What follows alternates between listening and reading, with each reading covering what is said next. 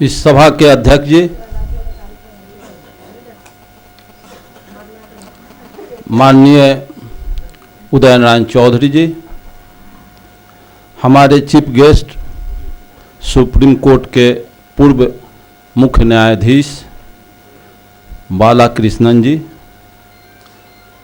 और इस मंच पर उपस्थित मानववादी नेतागण और इस कार्यक्रम में आए हुए भाइयों, बच्चे, बच्चियां, यह अपार हर्ष की बात है कि आज जिस कार्यक्रम में हम एक दूसरे से कुछ प्राप्त करने, सीखने और अनुभव करने के लिए हम लोग गोलबंद हुए हैं, इसके लिए मैं आप सभी साथियों का आभार व्यक्त करते हैं। साथियों, पूर्व के वक्ताओं ने जो रखा, इतिहास दर्पण होता है। मार्क्स ने भी लिखा कि Marx told that revolution engine of history, क्रांतियां इतिहास का इंजन होता है। बाबा साहब अम्बेडकर ने भी, चूंकि पुनरावृत्ति नहीं करनी चाहिए, तो इतिहास को आप हमारे वर्ग के लोग दफना दिया गया और हमारे लोग भूल भी गए। और ये बात निर्विवाद सत्य है, दुनिया का नियम है कि अल्पमत बहुमत के मातहत होता है, लेकिन भारत में वैसा क्यों नहीं हुआ? भारत में बहुमत अल्पमत के मातहत है। 90%, जिसको जगदेव बाबू ने कहा था कि 10 का शासन 90 पर नहीं चलेगा, यहां 10 का शासन 90 पर चल रहा है। इस तरह का कपोल कल्पित बातों में समाज फंस गया कि आज तक हम निकालने का प्रयास कर रहे हैं। बाबा साहब अम्बेडकर, ज्योतिबा फूले, पेरियार रामा स्वामी नायकर, कबीर, बुद्ध, ये सभी डॉक्टर भारत के नब्ज को पहचाने, लेकिन यहाँ की जो बीमारी थी, हमारे भारत की सामाजिक जो दुर्दशा थी, समाज में जो बुराई थी, समाज में जो बीमारी थी, इसका एकमात्र भारत का डॉक्टर वो डॉक्टर अम्बेडकर थे। और दुनिया के संपूर्ण बीमारियों का इलाज डॉक्टर वो कार्ल मार्क्स थे। भारतवर्ष में जो सामाजिक बनावट है, रूढ़िवादी व्यवस्था है, उनमें जो शास्त्रों की रचना हुई, जातियों की रचना हुई, चूंकि यहां जाति बना दी जाएगी, देवी देवता का अंबार खड़ा कर दिया जाएगा, तो 90% यहां के मूलवासी बैकवर्ड समस्या में उलझ जाएंगे, ये अंधविश्वास में बहल जाएंगे और मुट्ठी भर चंद आर्य हम गुलछारा उड़ाएंगे। अच्छी तरह से हम जानते हैं कि भारत आर्यों का गुलाम यहां के मूलवासी हुए। हमारे खानदान को आर्य गुलाम बनाए, आर्य को मुगल गुलाम बनाया, मुगल को अंग्रेज गुलाम बनाया, अंग्रेज चला गया, लेकिन यहां आर्य नहीं गए, आंदोलन हमारे पूर्वज नहीं किए। और यहां के जितने कुजरा कबाड़ी जोल्हा धुनिया चीक डफाली है, ब्राह्मणवाद से ऊब करके, इनके जुर्म से ऊब करके इस्लाम धर्म में नया विचार आया था, जिसको मोहम्मद ने दिया था कुरान में, ऐ मुसलमान, दुनिया के किसी भी कोने में जाओ, इंसान को तालीम देना सब आपका काम है। लेकिन हिंदू धर्म में है मनुस्मृति, गीता, वेद, पुराण, रामायण, सारे में किस तरह से अफवाह, गलत आप हमारे समाज को लूटने और भरमाने का इन लोगों ने काम किया। मनुस्मृति में लिखा, इन लोगों ने नियम बनाया कि छोट जाति के लोग, शूद्र समाज के लोग अगर विद्या का उच्चारण मुंह से करे तो जीभ काट लो, कान से श्रवण करे तो कान में शीशा डाल दो। छोटे जाति के लोग उच्च आसन पर, कुर्सी चौकी पर बैठने का साहस करते थे, चुत्तर काट के राज्य से बाहर निकाल दो। यह काम मुगल किया था, यह अंग्रेज किया था। कौन किया था? 90% यहां के मूलवासी जो उत्पादन निर्माण का काम किया, वो छोट तेल वैज्ञानिक काम किया, कुम्हार वैज्ञानिक काम किया कि ये बर्तन का इन्वेंशन किया, तेली सरसों से तेल पेरने का काम, कोल्हू बनाने का वैज्ञानिक रिसर्च करने का काम किया, और स्वादिष्ट भोजन बनाने और मानव जीवन को अस्थायी करने का काम कुम्हार किया तो ये जे वर्णाधम तेली कुम्हारा सपच की रात कोल कलवारा या फिर यमन की रात, इसी को रामायण कहते हैं, मनुस्मृति कहते हैं। और हमारे समाज को इतना प्रताड़ित किया गया कि चामार से चाम छुआ ले, दुसाध से हार छुआ ले, तेली के ओरी तो नखड़िया खड़ा हुआ, हाथी के पर से जता के मर जाइए, पीर खाए अच्छा बा सोनार की न खइह, पत्थर से पिटा जाइए, कलवार के घर में न नुकइह, ज्यादा 60 वर्ष नाबालिग, मतलब संपूर्ण कितना गना शॉर्ट में टाइम का अभाव है, मैं आपको थोड़ा ब्रेन ट्विस्ट करेंगे। ऐसी व्यवस्था इन लोगों ने बनाया कि 90% कैसे गुमराह रहेगा, चूंकि अल्पमत कम जनसंख्या व्यापक जनसंख्या पर कैसे हुकूमत करे, तो इसीलिए ये गुमराह करने के लिए धर्म का इन्वेंशन किया, और इस धर्म के आड़ में हमारे 90% को किस तरह से जाति के आड़ में हजारों जाति पैदा करके हमें बांट दिया। हम समाज नहीं बना पाए, हम समूह में बिखरे रह गए, और इसी क्रम में ये भारत में हमारे लोग बिगड़ गए, बहल गए, और ये 10% का गुलाम बना दिया। और ये आर्य लोग आए, हम पर इतना यातना किया, जो जितना बेहतर लड़ाई किया उतना ही नीच, जो निर्माण करने का काम किया उतना ही नीच, और जो ठग के लूट के खाने का काम किया ऊंच। जिस देश में भीख लेने वाला ब्राह्मण ऊंच, और भीख देने वाला कोई कुम्हार कानू कलवार नीच, इसी व्यवस्था के हम गुलाम। भीख, दुनिया में भीख लेने वाला नीच होता है, लेकिन भारत में भीख लेने वाला ऊंच और भीख देने वाला नीच। हिंदुस्तान भारतवर्ष में आप अच्छी तरह से जानते हैं, आप सबसे ज्यादा प्रणाम करने का काम कौन किया, आशीर्वाद लेने का काम कौन किया, सबसे ज्यादा भारत में प्रणाम ये बैकवर्ड किया, शूद्र किया। पंडित जी प्रणाम, बाबू साहब प्रणाम, तो खुशी रह निके रह जुग जुग जुइया। ये हमारे लोग प्रणाम करना अगर अच्छी बात है तो अच्छे कर्मों का अनुसरण तो सबको करना चाहिए। प्रणाम करके हमारे बैकवर्ड टोकरी के टोकरी आशीर्वाद ये लोग बटोरे, तो जो जितना आशीर्वाद लिया उसका उतना ही बिगड़ गया, जो आशीर्वाद किसी से न लिया उसका उतना ही चकाचक है। इसका मतलब आशीर्वाद लेना बुरी बात है। साथियों, शास्त्रों का डीप अध्ययन करेंगे, 3 करोड़ जनसंख्या से कुछ होता नहीं है। रूस में लेनिन के नेतृत्व में बोल्शेविक क्रांति सफल हुई, 2.5% जनसंख्या जार के खिलाफ विद्रोह कर दिया, आंदोलन कर दिया, तो अक्टूबर क्रांति सफल। माओ से उनके नेतृत्व में 3% चाइना में लोग जब गोलबंद हुए तो जारशाही का चांग काई शेक की सरकार खत्म हो गई। भारत में 1% भी अंग्रेज के खिलाफ लोग नहीं उठ खड़ा हुए थे, अंग्रेज यहां से चले गए। सिर्फ इस देश में ये सिर्फ मनुस्मृति, गीता, वेद, पुराण, रामायण को समझ जाए तो भारत फिर सोने की चिन्ह गुप्त काल फिर कन्वर्ट आ जाएगा। इस देश का जो सामाजिक रूढ़िवादी व्यवस्था है इसको समझना होगा। हम यहां बाबा साहब अंबेडकर को समझना होगा। हम बद्धी बांधे, औंठी पहने, चलन फटाका भुड़कुआ चलन करें, हम कहें अंबेडकरवादी हैं, हम कम्युनिस्ट हैं, कभी संभव नहीं है। अंबेडकर जयंती मनाने वाला आदमी बद्धी बांधता है, औंठी पहनता है, चलन फटाका करता है, वो अंबेडकर अब मार्क्स के दर्शन पर चलेगा। दुआ पर मार्क्सवाद, लेनिनवाद, और आंगना में सत्यनारायण झूठनारायण कथा। अंबेडकर जयंती मनाते हो और फिर सत्यनारायण झूठनारायण कथा इदंग विदंग समर्प्यामी कराते हो। संभव नहीं है। हंसना और गाल फुलाना, खाना और स्नान करना एक साथ नहीं हो सकता। पदार्थवादी है, सत्य में लेकिन किंतु मगर परंतु नहीं चलता, विज्ञान में लेकिन किंतु मगर परंतु नहीं चलता।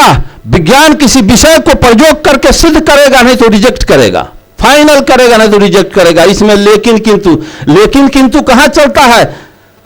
आसाराम बापू की यहां, राम रहीम की यहां, और रामपाल के यहां, और फलहारी बाबा। क्यों यहां फलहारी बाबा, आसाराम बापू और राम रहीम पैदा हुआ? गैलीलियो क्यों नहीं पैदा हुआ? न्यूटन क्यों नहीं पैदा हुआ? आइंस्टीन क्यों नहीं पैदा हुआ? जेम्स वाट क्यों नहीं पैदा हुआ? एंटीबायोटिक बनाने वाला क्यों नहीं पैदा हुआ? यहां मोबाइल बनाने वाला क्यों नहीं पैदा हुआ? यहां सब बाबा पैदा होते हैं जो 420 का धंधा नादते हैं। इस 420 में सब हमारा समाज 90% फंसा हुआ। सब 420 में हमारा समाज फंस के 840 हमारा समाज बना हुआ। चूंकि आदमी और मनुष्य, आदमी और इंसान को जानना होगा। आदमी किसे कहते हैं, इंसान किसे कहते हैं? दुनिया में मैन का एक ही इंसान को जानने के लिए एक शब्द है इंग्लिश में, मैन। मैन का अर्थ होता है इंसान, इंसान का अर्थ होता है जिसमें शील दया ज्ञान हो, उसको इंसान कहते हैं। आदमी भारत में मनुष्य, लोग, चूंकि ब्राह्मणवादी भाषा है। आदमी का अर्थ होता है चमचा, गुलाम, पिछलगू। इस दरोगा जी के आदमी बारन, ये मुखिया जी के आदमी बारन, ये पंडित जी के आदमी बारन। यहां तो संपूर्ण 90% बैकवर्ड आदमी बना है। वो कबीर का, बाबा साहब अंबेडकर का, कार्ल मार्क्स का, बुद्ध का आदमी नहीं बना हुआ है। सब यहां गुलाम बना हुआ है ब्राह्मण का। बेटा बेटी के शादी, यहां के सारे 90% लोग कुछ दिनों के लिए अंग्रेज आए। आप इतिहास उठा करके देखें, 1919 में ब्रिटिश सरकार, 1919 में ब्रिटिश सरकार अधिनियम 7 के तहत ब्राह्मणों को जज बनने पर प्रतिबंध लगा दिया और यह कहा कि इनके अंदर न्यायिक चरित्र नहीं होता है। वो समझ गया कि इनके अंदर न्यायिक चरित्र नहीं होता है। फिर 1945 में हिरोशिमा नागासाकी पर परमाणु बम गिरा तो करोड़ों आदमी के निधन, लाखों आदमी के निधन पर ब्रिटेन के prime minister Churchill international comment किया और यह कहा कि हम अमेरिका को समझदार समझते थे, लेकिन अमेरिका समझदार नहीं निकला।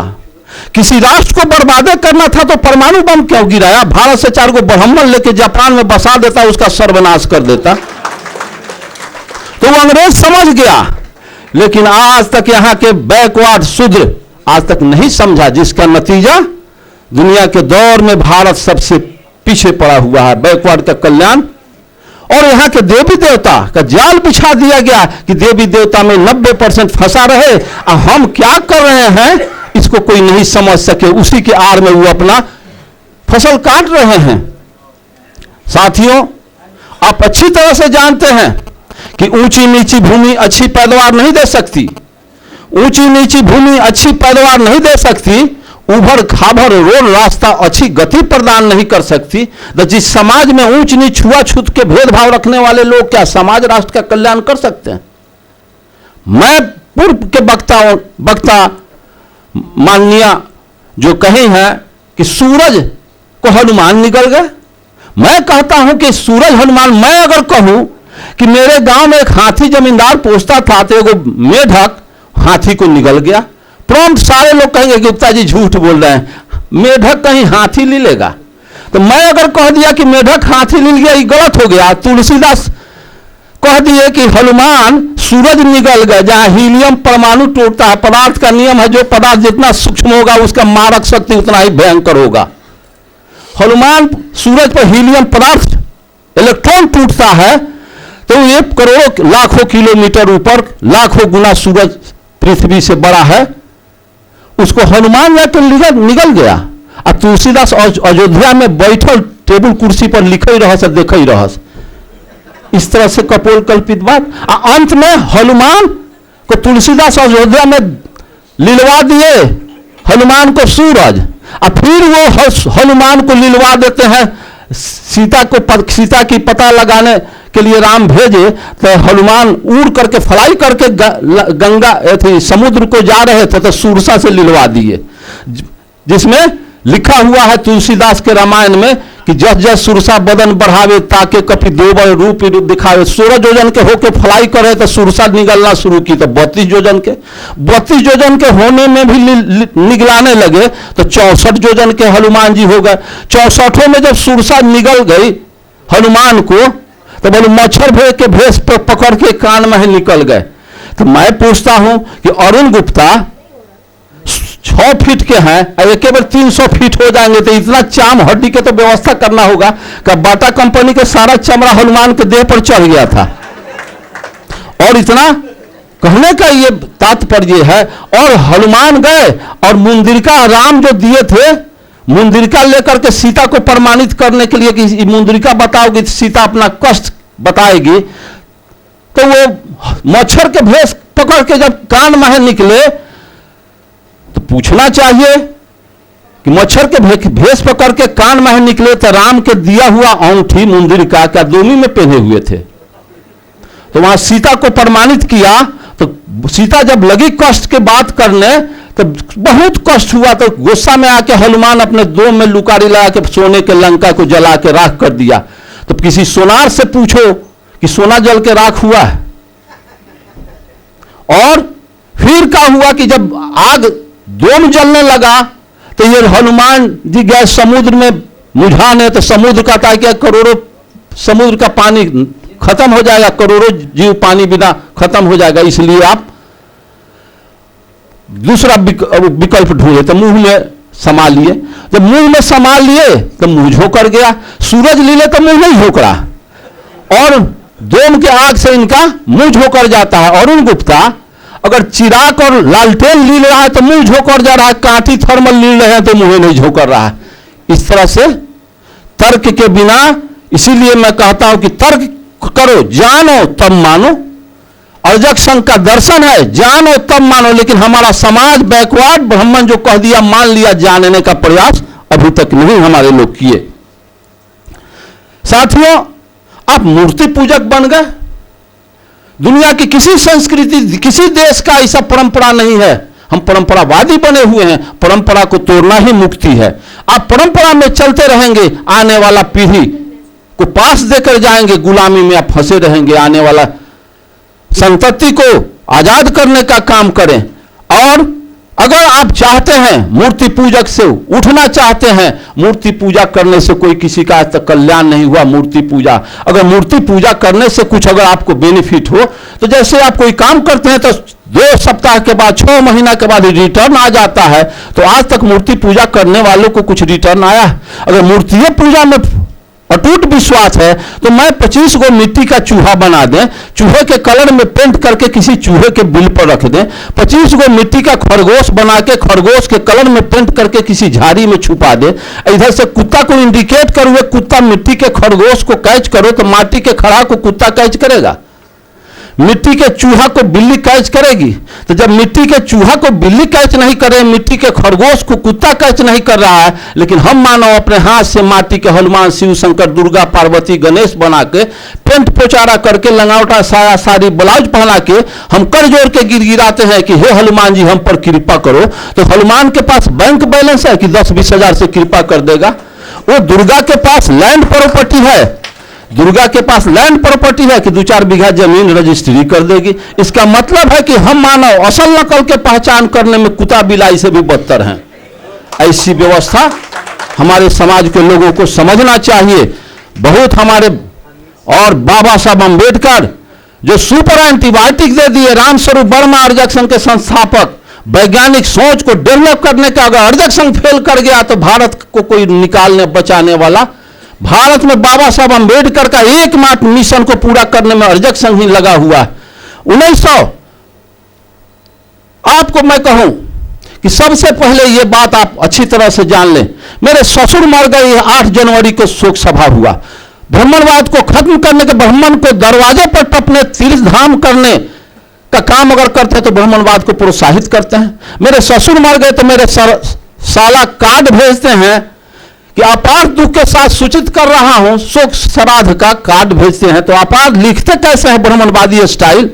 उन्हें सारे लोग लिखते हैं कि अपार दुख के साथ सूचित कर रहा हूं कि मेरे पिता का स्वर्गवास हुआ है, अतः इनके आत्मा की शांति हेतु आप सादर आमंत्रित हैं। मोक्ष कार्यक्रम एवं हजामत, पगड़ी चादर एवं ब्रह्म भोज। मैं सर बेटा को कहा कि भाई ये कार्ड कौन लिखा है? तब पापा, हम ग्रेजुएट हैं। तो हाँ, तो फिर ऐसे कार्ड गलत क्यों लिखा? इस भोज में मैं नहीं जाऊंगा। लिखते हो कि अपार दुख के साथ सूचित कर रहा हूं कि मेरे पिता का स्वर्गवास हो गया। जब पिता स्वर्ग में बिना तोषक तकिया, जूता छाता, छिपा गायल, पोलंग दान कहले स्वर्ग में चल गेलन, तो दुख काहेला? दुख मत लिखो। और फिर लिखते हो कि उनके आत्मा की शांति हेतु आप साधन आमंत्रित हैं। शरीर में आत्मा होती नहीं तो शांति किसको? यह शरीर अरबों खरबों परमाणुओं का एक संगठित संरचना है। यह शरीर में अरबों खरबों परमाणु डेली आते हैं और डेली छोड़ के चले जाते हैं। जो पदार्थ जिस रूप में एक बार था दोबारा उस रूप में आता नहीं है। अगर इस शरीर में आत्मा होती तो जैसे किडनी है, लंग्स है, बोर्ड है, हार्ट है, स्प्लीन है, सारे शरीर के पार्ट्स हैं, सबके वर्ल्ड में विशेषज्ञ हैं, डॉक्टर हैं, हार्ट स्पेसिस्ट, आई स्पेसिस्ट, बोन स्पेसिस्ट वगैरह वगैरह स्पेसिस्ट वर्ल्ड में। अगर आत्मा होती तो आत्मा स्पेसिस्ट जरूर वर्ल्ड में होता। अगर शरीर में आत्मा है तो ऑल इंडिया मेडिकल इंस्टीट्यूट में जाके, चाहे पीएमसीएच में जाके, आईजीएमएस में जाकर के आत्मा का एक्सरे कराओ। अगर आत्मा है तो अरुण गुप्ता गुलामी लिख दे। आत्मा होती नहीं है। ये ब्राह्मणवाद का पुनर्जन्म, भागवाद, वर्ण व्यवस्था, छुआछूत भेदभाव का उनका यही हथियार है, यही उनका औजार है। स्वर्ग भेज दो, नरक भेज दो। तो स्वर्ग के लालच में हम स्वतः चाहते हैं कि हमारे बाबूजी को तकलीफ ना हो स्वर्ग में। मैं 1990 में शोषित समाज दल से बरुआर से नॉमिनेशन किया, तो मैं फॉर्म भरा, नॉमिनेशन किया विधानसभा के लिए। मैं लिखा अरुण कुमार गुप्ता, पिता नारकीय डॉक्टर गया प्रसाद। तो एसडीओ 3 दिन के बाद बुलाते हैं, गुप्ता जी को है। तो मेरा परप्लेक्स करने लगा हार्ट कि मेरे जीवन में फर्स्ट नॉमिनेशन किया, खारिज होगा क्या। तो एसडीओ कहते हैं कि गुप्ता जी आप हैं। तो हाँ, उनमें सारे लोग थे। तो क्या गलती है? तो लाल का मार्क इसको शुद्ध करके साइन कर दीजिए, इसे गलत है। हम क्या गलत है? तो ये नारकीय शब्द का क्या अर्थ होता है? हम कहें इसके अलावा और कोई अगर अशुद्धि है तो आप मुझको कहें। अगर इस पर हमारा नॉमिनेशन खारिज हो जाएगा तो हम हाई कोर्ट में रीड करके हम ऐड करा लेंगे, नहीं तो खारिज हो जाएगा। तो क्या अच्छा ये बताइए एसडीओ साहब, इस देश में गुंडई करके मर गया, उसके बेटा से पूछे किसके लड़के हो? तो स्वर्गीय फलाना के। इस देश में मर्डर करके मर गया, उसके बेटा से पूछे किसके लड़के हो? तो स्वर्गीय फलाना के। बलात्कार करके मर गया, उसके बेटा से पूछे किसके लड़के हो? तो स्वर्गीय। तो मर्डरर, बलात्कारी, गुंडा, चोर, घोटालाबाज सब मर के स्वर्ग में चल गए। नरक खाली था, हमारे पिताजी के नरके में भेजे हैं। पैर पसार के आराम से सोते तो होंगे। इस डीओ साहब, मंगल ग्रह पर वैज्ञानिक करोड़ों किलोमीटर ऊपर वैज्ञानिक गया, टेलीस्कोप दूरबीन से सौरमंडल निहारिका आकाश गंगा का भ्रमण करने के बाद भी उसको स्वर्ग नरक का कहीं आता पता नहीं। धरती पर बैठे बैठे पंडित जी फरमा दिलन कि बाबूजी हरियरका में छेद करके समा गल थू ना। तो मोबाइल में नंबर डायल करके पूछे कि अभी रास्ते में 12 कि पहुंचला। ये भ्रामक बात में पूरा समाज बुरी तरह से फंसा हुआ है। साथियों, इस बुराई से ऊपर उठना होगा, नहीं तो ये राष्ट्र बनने वाला नहीं है। देश में आप रह जाएंगे। देश से राष्ट्र में अधिक ताकत होता है। जिस देश में 56,000 जात, वो अमेरिका का मुकाबला करेगा। इतिहास है, ब्राह्मणों का बहुत बड़ा हथियार है, औजार है। इनके शास्त्र में लिखा है देवी देवताओं के पैदाइश, पार्वती पहाड़ की बेटी, लक्ष्मी समुद्र के बेटी, मछोदरी मछली के पेट से, श्रृंगी ऋषि हरणी के पेट से, जम्मुक ऋषि सियारिन के पेट से, गौतम ऋषि गाय के पेट से, द्रोणाचार्य द्रोणा से, अगस्त ऋषि घोइला से, सीता खेते जोतला से पैदा ले, राम के खीर खिया के पैदा किया गया, हनुमान कान से पैदा किया। इस तरह से सब देवी देवता पैदा कर दिया। सब देवी देवता को हथियार क्या देता है? विश्वकर्मा के बसहा धरा दिया, विश्वकर्मा भगवान को हाथी पर चढ़ा दिया। अगर विश्वकर्मा भगवान को बोकारो इस्पात प्लांट के सुपरविजन करके कांटी थर्मल के सुपरविजन करना पड़ गया तो हाथी से क दिन में आएगा? उसको हेलीकॉप्टर रखना चाहिए। गणेश का सवारी चूहा धरा दिया। 2 क्विंटल के हाथी के मूड़ या 50 किलो धड़, 2.5 क्विंटल के लोड उस समय का चूहा खींचता था। फिर इसी तरह से सभी देवी देवताओं का सवारी, कोई शिव के सवारी बसहा। इस तरह से सारे देवी देवताओं को सवारी दे दिया कि कुत्ता, बिलाई, बसहा, मूस, चूहा, लक्ष्मी के सवारी उल्लू। इस तरह से सारे देवी देवताओं की सवारी इसी तरह से कपोल कल्पित। चूंकि इन्वेंशन रेल तो बनाना नहीं था, हवाई जहाज किसी देवी देवता को नसीब न हुआ कि वो हीरो हुंडा मारुति पर तो चल लें, ऐसी व्यवस्था। फिर देवी देवता, ये सब शक्तिमान देवता हैं। तो फिर इसको बुध कहाँ, हाँ गरसा फरसा लिए थे बुध। काल मार्क्स कहाँ गरसा फरसा लिए थे, के 56 लिए थे। कबीर कहाँ लिए थे, ज्योतिराव फूले कहाँ। ऐसी व्यवस्था। लेकिन इनके सारे देवी देवता के पीठ पर देखो गरसा फरसा, भाला, हनुमान गदा। हनुमान को परमाणु बम रखना चाहिए था। ऐसी व्यवस्था क्यों? चूंकि इसी में हमारा समाज दिग्भ्रमित रहे, घुलटता रहे। और फिर इन देवी देवताओं के बाद क्या इन लोगों ने शास्त्रों में लिखा अंधविश्वास फैलाने के लिए? इन लिखा है शिव के त्रिशूल से बचबा, विष्णु के चक्र से बचबा, इंद्र के वज्र से बचबा, यम के दंड से बचबा, लेकिन पंडित जी के शराप से न बचबा। चंद्रलोक पर भाग के चल जाबा, लकड़ी लेखन ध ध जड़ जाबा। तो अर्जक्शन पूछा, जब शिव के त्रिशूल, विष्णु के चक्र, इंद्र के वज्र, यम के दंड से बचोगे लेकिन पंडित के शराब से नहीं बचोगे, तो 712 ईस्वी में अरब के मोहम्मद बिन कासिम 6000 पलटन लेके सिंध के दाही राजा पर हमला दो बोला। दाही राजा की 60,000 पलटन धूल चाट के हार गई। 1026 में मोहम्मद गजनी 30,000 फौज लेकर पंजाब राजस्थान होता हुआ गुजरात पहुंचा। वहां ब्राह्मणवाद के प्रबल दुर्ग सोमनाथ के मंदिर को ध्वस्त कर दिया। 3 लाख क्षत्रिय सेना हार गए। हिस्ट्री में हम लोग पढ़े, सभी सोने चांदी के देवी दुर्गा को कबाड़ के ले गया, हाथी 80 को खच्चर गधा पर लाद करके ले गया। फिर 1193 में मोहम्मद गोरी के 12,000 फौज के सामने पृथ्वीराज चौहान के 80,000 फौज धूल चाट के हार गए। हजारों लड़कियों को लूट के ले गया। 2.5 रुपये लड़की अफगान में लगाया तो खरीदार नहीं जुटा, तो जो लड़की भाग करके चलाई थी, यहाँ हिंदू समाज के लोग उसको उल्टा कह करके घर से निकाल दिया, तो प्रोस्टिट्यूशन में हमारी बेटी चली गई। फिर पानीपत की पहले लड़ाई 1526 में तराइन के युद्ध में बाबर के 12,000 फौज के सामने राणा संगा की 60,000 फौज धूल चाट के हार गई। सब सोने चांदी के देवी दुर्गा था, कबाड़ के ले गया। तो एक तरफ कहते हो कि शिव के त्रिशूल, विष्णु के चक्र, इंद्र के वज्र, यम के दंड से बचोगे, पंडित के शराब से न बचोगे, तो 712 में हार गए, 1026 में हार गए, 1193 में हार गए, 1526 में हार गए। देश गुलाम हो गया, देवी देवता लूट गई, ब्राह्मणों को कचर दिया। 6 घंटा तलवार चलाया गजनी सोमनाथ में, तो 1100 भक्त पुजारी को कचर दिया। जब इतना कष्ट हुआ तो ब्राह्मण को तो शराप देना चाहिए कि अंग्रेज और मुगल बॉर्डर के वहीं पर लकड़ी लेखन धो धो जड़ जाता। तो ये शराब से तो कुछ होता नहीं, गजनी गोरी का एगो बाल टेढ़ नहीं होता, तो फिर ये शराब तो नेकेड हो जाता है, एक्सपोज कर जाता है। इसलिए तो फिर ये शराब एक्सपोज कर जाएगा, इसलिए लोग शराब पे नहीं रिजर्व रख लिया कि फिर ये कोयरी कुमार चमार दूसरा दही चूड़ा कैसे खियाई, ये तो भंडा फूट जाएगा शराब का, इसलिए इसको रिजर्व रखा। बड़ी चतुर है लोग। साथियों,